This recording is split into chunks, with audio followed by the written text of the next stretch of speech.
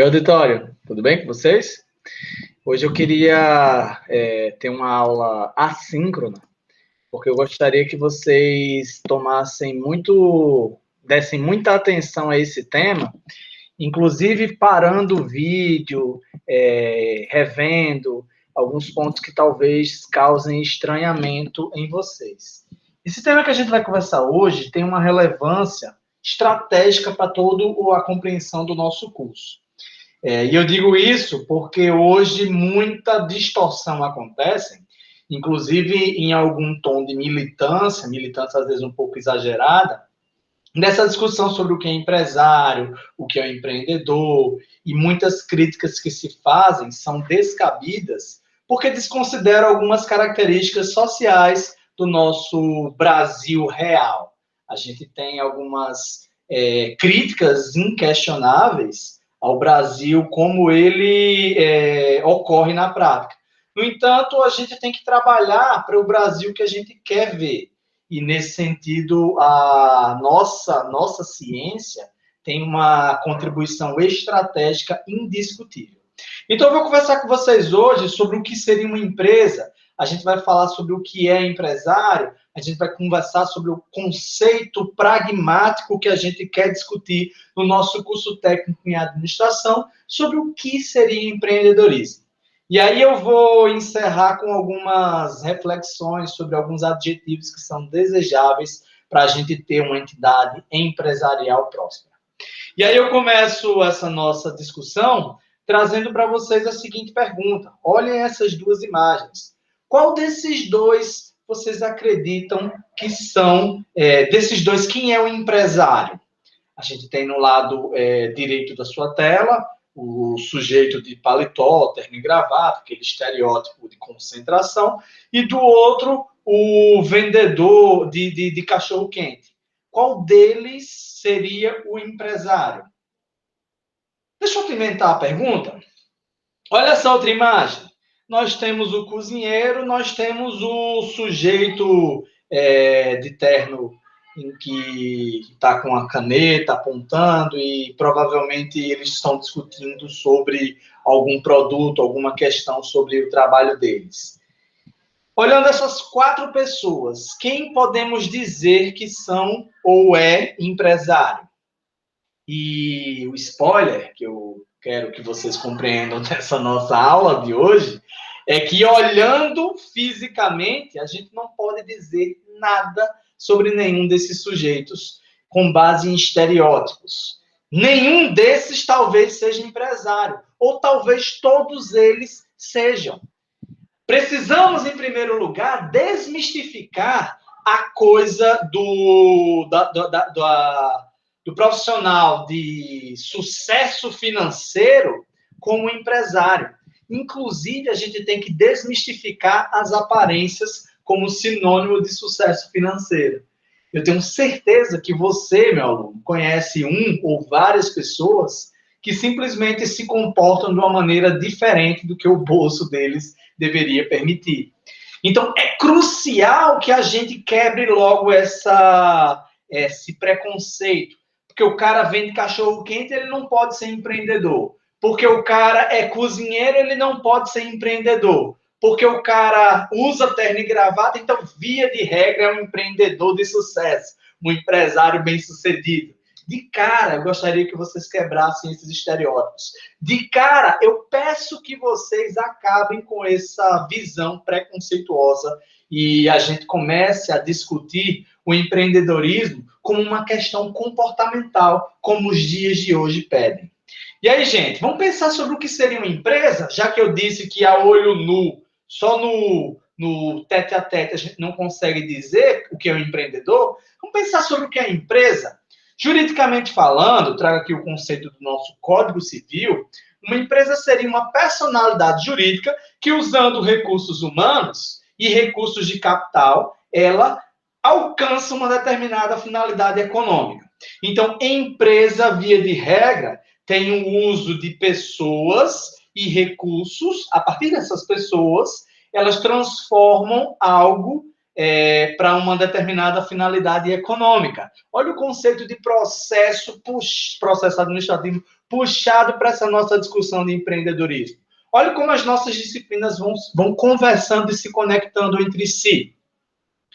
Como essa empresa vai operar depende da gestão de capital e a formação dela. E existem algumas configurações possíveis. Nós vamos ver mais sobre isso no terceiro semestre, lá em legislação aplicada a micro e pequenas empresas. Mas temos empresas privadas, que o capital está exclusivamente na mão de particulares. Nós temos a empresa pública, que é controlada exclusivamente pelo Estado. Nós temos a empresa mista, em que há como o nome sugere, um mix entre as duas coisas, em que o Estado e os particulares compartilham a gestão dessa instituição. E a cooperativa, que seria uma empresa administrada exclusivamente por trabalhadores, ela é propriedade dos trabalhadores. E aí o conceito legal do que seria um empresário. Se eu disse que empresa são pessoas que agem utilizando recursos em nome de uma finalidade econômica, o empresário vai ser o quê? Aquele que exerce profissionalmente essa atividade econômica. Ele vai agir na produção e circulação de bens e serviços. Existem algumas exceções, que é a questão intelectual e artística, mas a gente não vai entrar nesse mérito aqui. No terceiro semestre a gente fala mais e melhor sobre isso. Mas o fato é, se você exerce profissionalmente uma atividade econômica, se você ganha dinheiro com a atividade econômica que você faz, a olho nu, me parece que eu poderia chamar você de empresário. Indiferente a você ser dono de um posto de gasolina ou vender cachorro-quente. Se você exerce profissionalmente uma atividade econômica que produz ou faz com que bens e serviços circulem, você é, sim, um empresário, segundo nossa legislação nacional. Existe uma série de debates sociológicos sobre isso, que seria muito legal que a gente tivesse uma aula em outro momento só para conversar sobre essa questão. O motorista de Uber, por exemplo, ele é um empreendedor? O cara que vende Natura é um empreendedor? Gente, é crucial que a gente se desfaça de preconceitos. O mais importante, nesse momento, é a gente compreender a importância do empreendedorismo para o desenvolvimento do nosso país.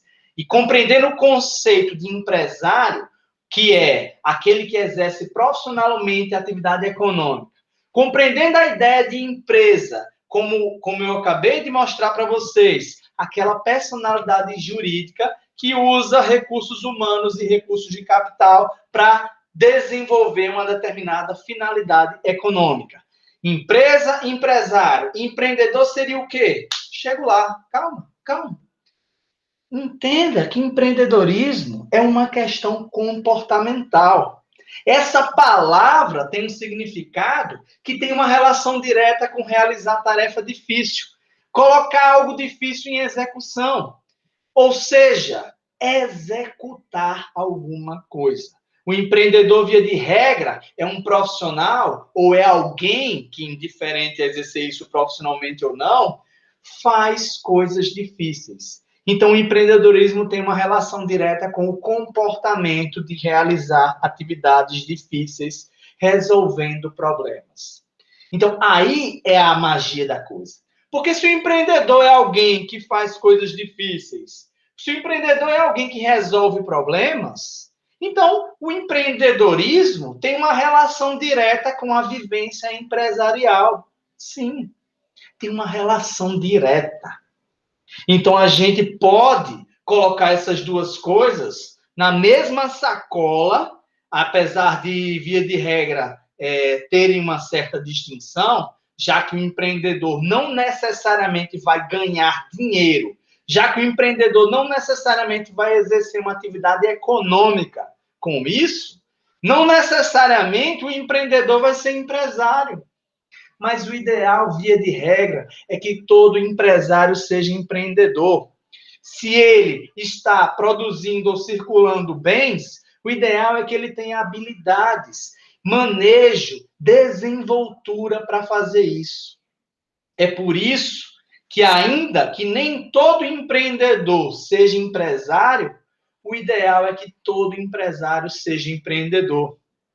E aqui, gente, eu espero que tenha ficado claro esse primeiro momento, essa primeira distinção, mas eu vou mastigar ainda mais, embolar um pouco mais essa nossa discussão. Existe uma diferença entre administrar e empreender? Todo administrador vai ser empreendedor? Não. Veja, a administração, como nós discutimos desde o nosso primeiro semestre, é a ciência que discute a convivência em grupo. É a ciência que discute e como esses grupos podem otimizar o seu convívio. E esse convívio não necessariamente tem uma relação econômica, não necessariamente tem uma relação de produção ou circulação de bens. Então, eu posso administrar, sim, uma instituição que não lida com isso. E eu faço isso quando eu administro uma ONG, uma igreja, uma instituição sem fins lucrativos, como outra qualquer. Então, essas instituições vão precisar de administradores, sim, porque esses administradores vão discutir o convívio das pessoas nela. E como isso acontece, considerando a dinâmica social e as interações, as dificuldades, as dores e dissabores que esse convívio coletivo exige, a gente precisa, sim, utilizar a resolução de problemas, a desenvoltura, a paixão no emprego dessas coisas que o empreendedor naturalmente tem. Então, esse empreendedor vai ter uma contribuição direta com qualquer administração, mas não necessariamente eles serão a mesma coisa. O administrador, como a palavra sugere, subordinado a, é alguém que age em nome de atender o desejo de outro. O empreendedor, sendo o resolvedor de problemas, ele vai ser aquela mola impulsionadora, aquela pessoa que gera os saltos evolutivos nas organizações. E eu coloco um outro elemento, a discussão de gestar, e eu trago esse conceito de gestor, pegando carona no conceito de gestação, que é aquele período que envolve os cuidados necessários, em que você literalmente tira, desculpem, né? As mulheres são as únicas capazes de fazer isso. Mas a gente precisa, eu peço emprestado essa metáfora para dizer que o gestor, via de regra, doa um pouco ou muito de si para cuidar de uma organização. Então, não há como se falar em empreendedorismo, administração e gestão sem colocar essas três coisas em uma relação de proximidade, em que uma coisa vai se somar na outra. Na administração, você tem um uso mais racional dos recursos, as ferramentas, as técnicas administrativas. Então, o administrador, via de regra, vai ser uma figura mais imparcial, uma figura mais técnica, enquanto o empreendedor vai ser aquela figura mais apaixonada, mais apaixonante, mais desenvolta, mais voltada a resolver as coisas. E a gente, muitas vezes, cai na tentação de tentar confrontar as duas coisas, quando, na verdade, se você olhar bem, são visões que se complementam.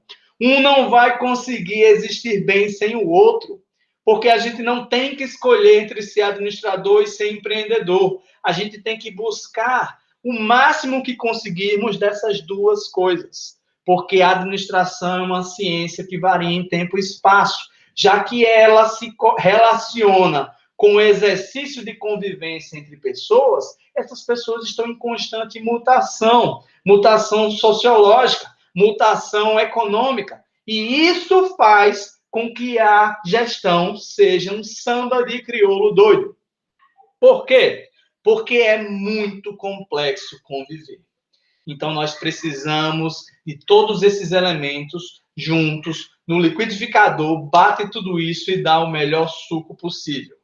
E que motivações, em geral, os empreendedores têm para o exercício de seus sonhos, suas visões? No Brasil, a gente tem basicamente duas figuras de empreendedores. Eu estou fazendo uma simplificação geral, tá, gente? Aqui a gente entra num segundo momento da nossa aula. Já que espero que no primeiro momento tenha ficado claro, que não é necessário escolher entre ser gestor, administrador e empreendedor. Via de regra, vocês não vão encontrar nem essa discussão em todos os autores. Eu coloco isso aqui como um elemento reflexivo para que a gente compreenda que são detalhes, são degraus que a gente vai percorrendo, compreendendo a técnica da coisa, para conseguir, a partir dessa técnica, empregar em nossas paixões, administrar os nossos empreendimentos e gestar tudo isso, dando um pouco ou muito de nós para que as coisas sigam adiante como sonhamos. Então, vejam que são elementos cruciais para que a gente tenha um empreendimento bem-sucedido. E esse é o primeiro momento da nossa aula. Num segundo momento, eu queria discutir com vocês as motivações para empreender. E aí, como eu estava falando agora há pouco, no Brasil, temos duas motivações centrais.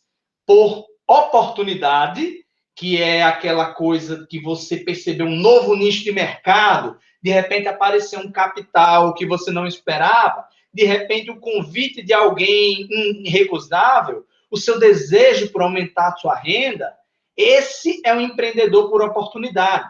E, infelizmente, gente, no Brasil, a gente tem uma quantidade muito menor de empreendedores por oportunidades. O grosso, a maior parte dos nossos empreendedores o fazem por necessidade. É uma questão de desemprego, é uma questão de alguém que não se adequa àquela vida de empregado, é a questão de inexistência de outra opção, é o desejo de ocupar pessoas que estão próximas a vocês. Então, é uma necessidade que, às vezes, faz com que um empreendedor coloque adiante suas ideias de qualquer jeito, sem dar devida atenção a fatores que um administrador, via de regra, faz. Compreende a conexão entre as duas coisas? Então, esses empreendimentos por necessidade, infelizmente, têm um índice maior de darem errado ao longo do tempo. E quem diz isso são vários estudos do Sebrae, não sou eu, certo?